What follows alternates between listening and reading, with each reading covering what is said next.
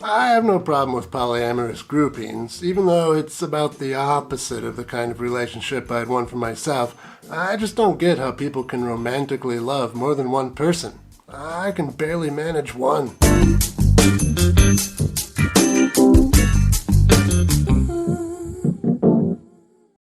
Welcome to Exploitation Reviews, and me, Rob. Today I'm taking a look at group marriage. I wanted to track down a copy of this movie because it was directed by Stephanie Rothman. She was one of the only, maybe even the only woman to come out from under Roger Corman's wings. She did a few exploitation films for Corman, including Terminal Island and The Student Nurses.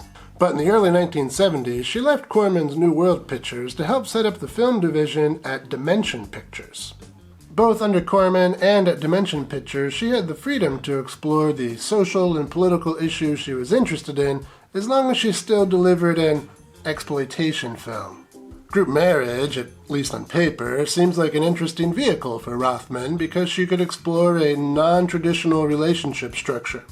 At the fore of this film is a polyamorous group.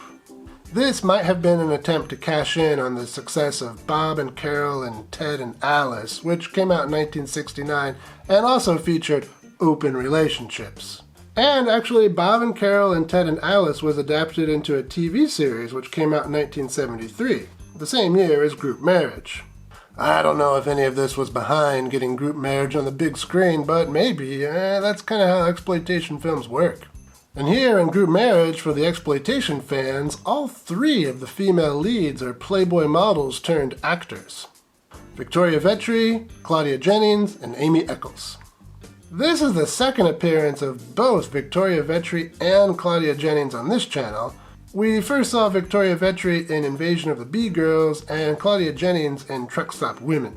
And I'm sure we'll see both of them again.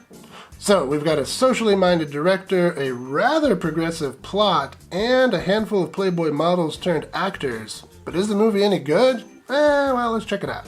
We start with Chris and Sander. She works at a rental car business and is a pretty good mechanic, and he designs transgressive bumper stickers. And they're not really getting along.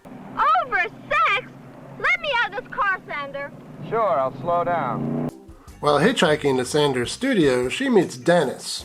Chris and Sander invite Dennis over for dinner. He ends up staying the night and ends up sleeping with Chris. Sander isn't too happy about that, but he calms down when Dennis promises to introduce him to his girlfriend, Jan. So we're off to a pretty realistic start.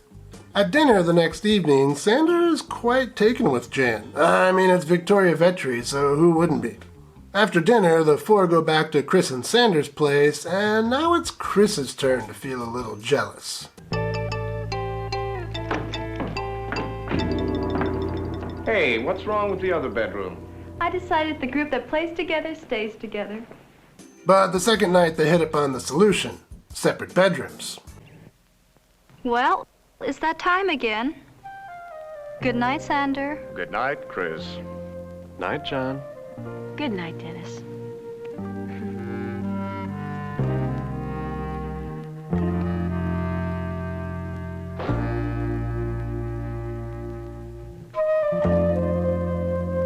Eventually the four meet hunky lifeguard Phil and become five.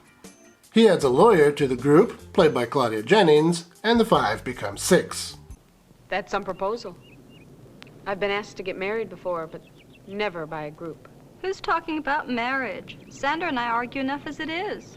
It doesn't take long for the press to find out about this arrangement, mostly because Phil took an ad out in a local underground newspaper trying to find number 6. But as soon as the press finds out, the harassment begins.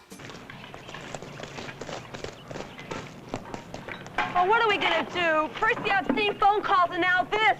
We cleaned it up, of course. Don't let the bastards grind you down. And that's about all you're going to get out of me as far as plot goes. Let's talk some highlights. The main highlight for me was the dialogue. There's quite a lot of, I don't want to say witty banter, but let's say entertaining banter. I think I have morning sickness. Cheer up. The afternoon comes quickly. Okay, well, I suppose we want to get literary. This is also something of a criticism, since all of the characters talk in the same voice. Hi. Hello. I'm collecting rocks. It's a good place for it. But these types of criticisms are misplaced in a film like this. Aside from the fun dialogue, the film is just, well, it's just kind of interesting. It does a pretty good job of going through some of the challenges of a polyamorous relationship. Are you sure this is the way to solve your problem? I don't love Sander any less because I'm here with you. Why does everyone think you have to care for only one person? Look at parents. They can love 10 children at the same time. Well, aside from being interesting, the film's not perfect. Like a unicorn trying hard for promotion, it has some shortcomings. Okay, well, I know it would be hard to make it realistic, but the way these six find each other and get into the lifestyle happens way too fast to be believable. Well, I can kind of see how the first two couples hooked up, but, adding numbers 5 and 6 to the group, that just happens way too fast. But I don't know, maybe that was the 70s. Well, you might have noticed that I didn't mention skin in the highlights, and there's a reason for that. There's not nearly enough for a movie like this. I mean, there's one kind of extended scene with Claudia Jennings, which is kind of okay, and, a little bit here and there, but it's pretty tame. And that Claudia Jennings scene doesn't really fit tonally with the rest of the movie. The movie is equal parts humorous and interesting, but the Claudia Jennings scene tries to be erotic, and it just doesn't fit. I would have much preferred more casual nudity or, humorous nudity, and there is a little bit of that, but not very much. So I think what's happening is Stephanie Rothman is struggling inside the confines of exploitation cinema. She doesn't really want to make exploitation films. She wants to make comedies with social commentary.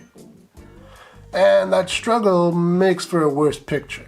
But overall, the movie is a pretty entertaining watch, and while it's sort of weird and weirdly interesting, I still kind of recommend it. I mean, I don't think I'm really quite the right audience for it. I watched it twice, to put this review together, but I don't think I'll ever watch it again. But, you might be the right audience, and if anything I've said piqued your interest, then yeah, check it out. On my hit scale, I would say stream it.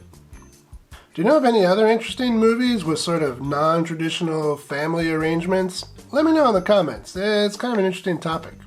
How old are you? 10. Oh, we don't take anybody under 11. I'll be 11 in June. You could come back in June.